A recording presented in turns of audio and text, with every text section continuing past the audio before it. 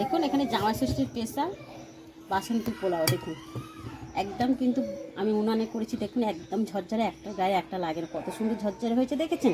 আর তার সাথে দেখুন চিকেন কষা, দেশি মুরগি কিন্তু এটা আমাদের। দেখে নিন কষা করছি আজকের, দেখে নিন কত সুন্দর হয়েছে। দেখে নিন কীভাবে এই রেসিপিটা বানিয়েছি। আপনারা পুরো ভিডিওটা দেখতে থাকুন ও আমার সঙ্গে থাকুন। আশা করি আপনাদের ভালো লাগবে। ভালো লাগলে অবশ্যই আমার চ্যানেলটাকে সাবস্ক্রাইব করে দেবেন আর প্রচুর প্রচুর বন্ধুদের সাথে শেয়ার করুন। চলুন তবে শুরু করা যাক।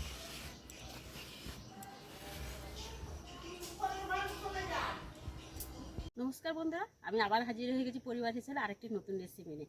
আজ জামাই ষষ্ঠী, তাই জামাই ষষ্ঠীর উপলক্ষে আজকে আমি বানাবো বাসন্তী পোলাও আর তার সাথে হচ্ছে চিকেন কষা, দেশি মুরগির একদম চিকেন কষা। কীভাবে এই রেসিপিটা করি আপনারা পুরো রেসিপিটা দেখতে থাকুন। আশা করি আপনাদের ভালো লাগবে। ভালো লাগলে অবশ্যই আমার চ্যানেলটাকে সাবস্ক্রাইব করে দিয়ে আমার পাশে থাকবেন আর বন্ধুদের সাথে প্রচুর প্রচুর শেয়ার করে দেবেন। বাসন্তী পোলাও কিন্তু সম্পূর্ণ ঘরোয়া উপকরণ দিয়ে বা ঘরোয়া মশলা দিয়ে কীভাবে এই পোলাওটা একদম ঝরঝরে পোলাও আপনাদের তৈরি করা দেখাবো। চলুন শুরু করা যায়।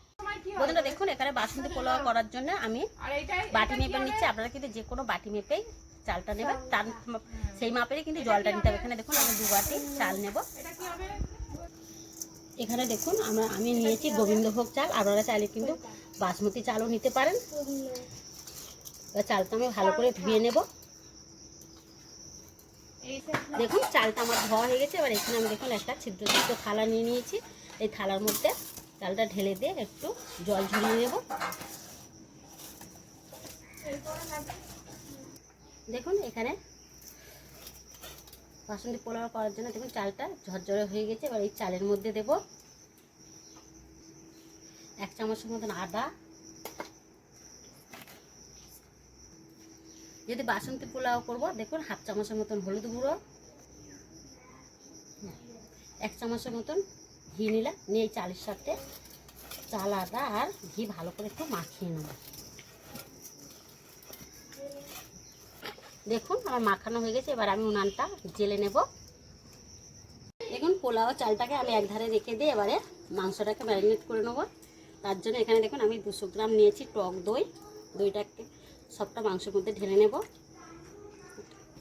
এবার দেবো স্বাদ মতন লবণ,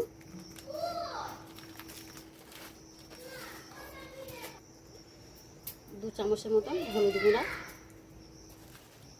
এখানে 2.5 চামচ দিয়ে দিলাম। এবার দিলাম লঙ্কা গুঁড়া। দেখুন দেবো 2 চামচের মতন আদা বাটা। এবার 2 চামচের মতন দিচ্ছি রসুন বাটা। এখানে দেখুন দুটো বড় সাইজের পেঁয়াজ আমি পেস্ট করে নিয়েছিলাম, পেঁয়াজ বাটাটা দিয়ে দিলাম। সবশেষে দেব সর্ষের তেল। দেখুন এবারে আমি ম্যারিনেট করে নেব আমার মাংসটা। কিন্তু এখানে দেখুন এমন করে মশলাগুলো ম্যারিনেট করতে হবে যেন মাংসের মধ্যে কিন্তু সব মশলা যেন ভালোভাবে ভিতরে ঢুকে যাচ্ছে। দেখুন ভালো করে কিন্তু ম্যারিনেটটা যত ভালো হবে মাংসটা কিন্তু তত রান্নাটাও কিন্তু ভালো হবে। দেখুন ম্যারিনেট করা হয়ে গিয়েছে। এবার ঢাকা দিয়ে রেখে দিয়ে এবার আমি পোলাওটা তৈরি করে নেব। দেখুন মাংসটা ম্যারিনেট করে নিয়ে আমি উনানে কড়া বসিয়ে দিয়েছি। উনানটা জেলেও দিয়েছি। এই কড়ার মধ্যে দেবো আমি ঘি।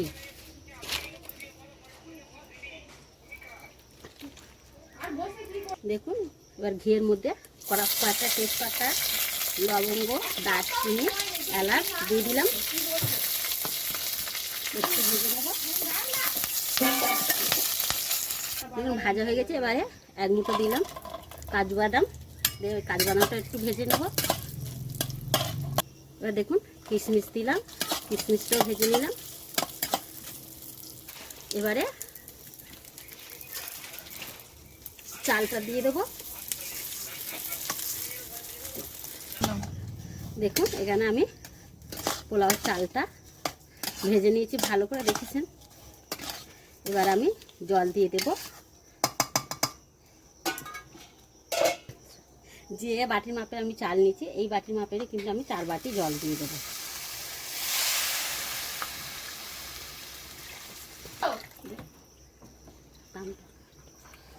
দেখুন এখানে আমি 4 বাটি জল দিয়ে দিলাম।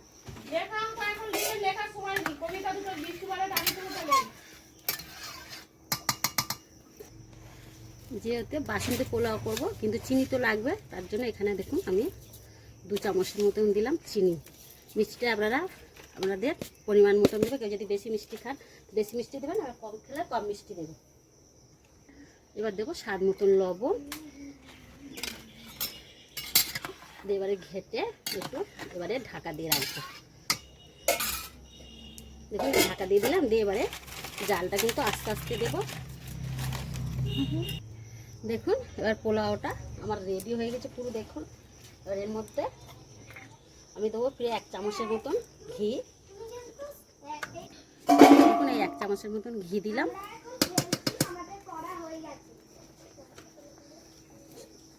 দেখুন সব শেষে দিলাম সামান্য একটু গরম মশলা।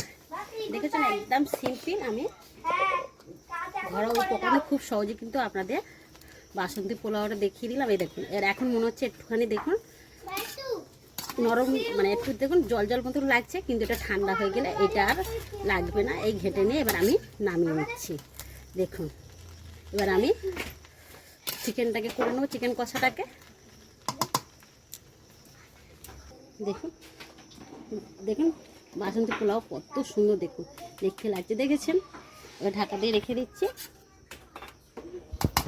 দেখুন এখানে পোলাওটা লাভিয়ে এবার আমি উনানে কড়া বসিয়ে দিচ্ছি, দিয়ে কিন্তু আগে আলুটা আমি ভেজে নিয়েছি। দেখুন মাংস আলুটা ভেজে নিয়েছি, কেন ভিডিওটা অনেকটাই বড় হয়ে যাবে। এবার ওই আলুর তেলের মধ্যে আবার আমি দিয়ে দিচ্ছি সর্ষের তেল, যেটা আমি সর্ষের তেলে মাংসটা করবো আজকে। ওই তেলের মধ্যে কিছু গোটা গরম মশলা দিয়ে দিলাম, এবার দিলাম পেঁয়াজ কুচি। দেখুন এখানে পেঁয়াজটা ভাজা ভাজা হয়ে গিয়েছে। দেখুন এবার আমি রসুন বাটা দিয়ে দেবো পেঁয়াজের মধ্যে। রসুনটা আবার পেঁয়াজের সাথে কষে নেব। এবার দিয়ে দেবো আদা বাটা, আদাটাও কষে নেবো পেঁয়াজ রসুনের সাথে। সব শেষে দেবো টমেটো কেটে রাখা, লবণ,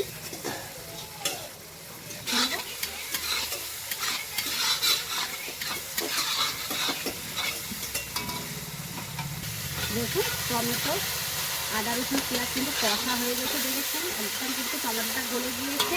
এবার এর মধ্যে দেবো হলুদ গুঁড়া,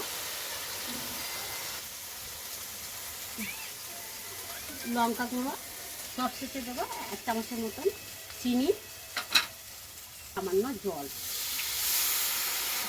এবার মশলাটাকে আমি ভালো করে এবার কষে নেব।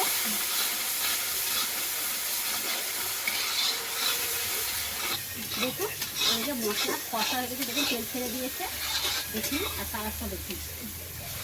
এবারে ম্যারিনেট করে রাখা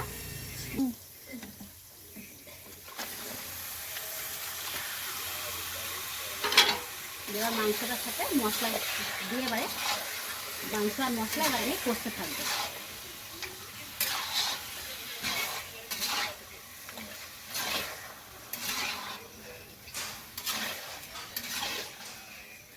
দেখুন এখানে মাংসটা কষে কষে মাংস থেকে দেখুন তেল ছেড়ে দিয়েছে। এবার এর মধ্যে দেব মটরশুঁটি, এটা হচ্ছে আবার ফিশ মটর, দেখে নিন 1 বাটির মতন দিলাম। এবারে এর মধ্যে দেবো ভেজে রাখা আলুগুলো দিয়ে এবারে কষতে থাকবো যতক্ষণ না শুকনো শুকনো মতন একটু হবে, ততক্ষণ কিন্তু আমি আলু মটরশুঁটি একসাথে মাংসের সাথে কষবো।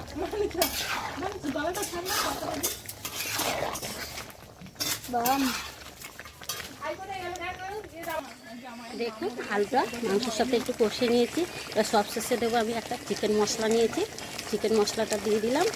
আর এটা কিন্তু দেশি মুরগি, তাই একটু ধৈর্য ধরে আস্তে আস্তে কিন্তু কষতে হবে, নাহলে সিদ্ধ হবে না। দেখুন পুরো একদম মাংস থেকে আমার তেল ছেড়ে দিয়েছে, দেখেছেন। দেখুন এটা কিন্তু ঘরোয়া পদ্ধতিতেই রান্নাটা করছি আমরা, কিন্তু এরকমভাবেই রান্নাগুলো করবো। ঠিক কালারটা দেখুন কত সুন্দর হয়েছে। দেখুন পুরো মাংস থেকে একদম কিন্তু তেল ছেড়ে দিয়েছে।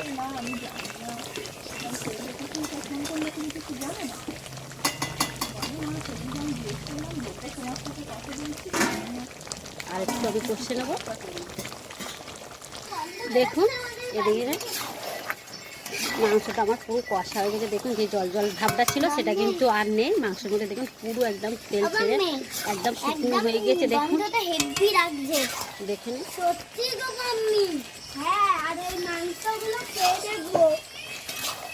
দেখুন এবারে পরিমাণ মতন জল দেব।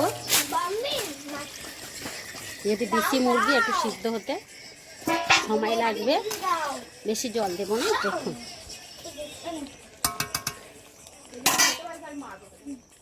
দেখুন মাংসতে জল দিয়ে দিচ্ছি। এবারে আমি হতে দেবো।